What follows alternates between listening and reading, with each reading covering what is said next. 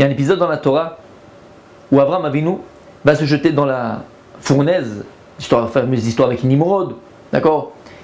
Comment ça s'est passé? Donc Nimrod était là, et il dit à Abraham Avinu, regarde, soit maintenant tu te prosternes à l'idole, soit maintenant je te jette dans le feu. Et on a tendance à penser, qu'on connaît tous l'histoire, qu'Abraham Avinu bien sûr, ne s'est pas prosterné à l'idole, il va se jeter dans le feu. Et là Dieu il va le sauver. Et on a l'impression que lorsqu'Abraham Avinu il se jette dans le feu, il se sacrifie pour Dieu. Alors c'est vrai, c'est pas vrai. Pourquoi? Parce que cette notion de sacrifice, elle m'énerve un petit peu. Pourquoi? Il faut comprendre une chose. C'est quoi le principe même d'un sacrifice? C'est quoi le sacrifice? Le sacrifice, c'est en vérité tuer une chose pour une autre. C'est ça le sacrifice. Quand tu as amené un sacrifice au Beth Amikdash, tu as amené un animal en sacrifice, qu'est-ce que tu fais? Tu tues l'animal, donc tu tues une chose, à la place de celui qui l'amène, à la place de la personne. Donc sacrifier, c'est tuer une chose pour une autre.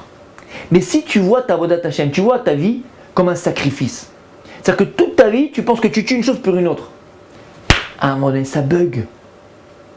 Abraham Avinu, lorsqu'il est parti se jeter dans la fournaise, il ne s'est pas sacrifié pour Dieu. Il est parti pour vivre pour Dieu. C'est comme si maintenant, moi je viens avec une mallette de 500 millions d'euros et je cherche un petit jeune avec une start-up, ok? J'en vois plusieurs, tac tac, lui il me plaît. Tu sais quoi? Je mets 500 millions dans ta start-up.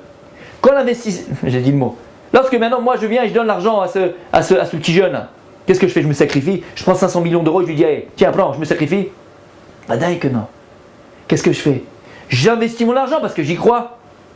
Donc il ne faut plus voir la vie, il ne faut plus voir la Avodat Hashem comme un sacrifice, mais comme un investissement.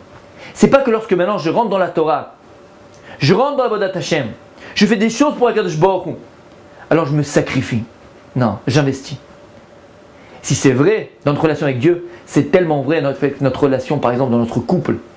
Une femme par exemple, après 7 ans de mariage, 8 ans de mariage, elle vient et te dit, c'est un pauvre type, je me suis sacrifié pour lui. Ah ben c'est ça le problème. Personne ne t'a demandé de te sacrifier pour lui, personne. Le couple, le mariage, à la base, c'est un investissement, Habibi. Si depuis le départ tu croyais que le mariage était un sacrifice, mais ne te marie pas. C'est pas un sacrifice. On t'a pas demandé de te tuer pour l'autre. Toi aussi tu as le droit d'exister. C'est pas ça la vie, c'est pas ça le mariage. Donc à un moment donné, si maintenant tu vois tout comme un sacrifice, ton mariage comme un sacrifice, tes enfants comme un sacrifice, à un moment donné ça bug, tu as envie de te pendre. Et tu regrettes. Alors regardons notre vie, ce que l'on fait dans notre vie, dans quoi on se donne dans notre vie, dans notre relation avec Dieu, relation dans notre couple, relation avec nos enfants, toutes les relations qu'on connaît dans notre existence, comme des investissements.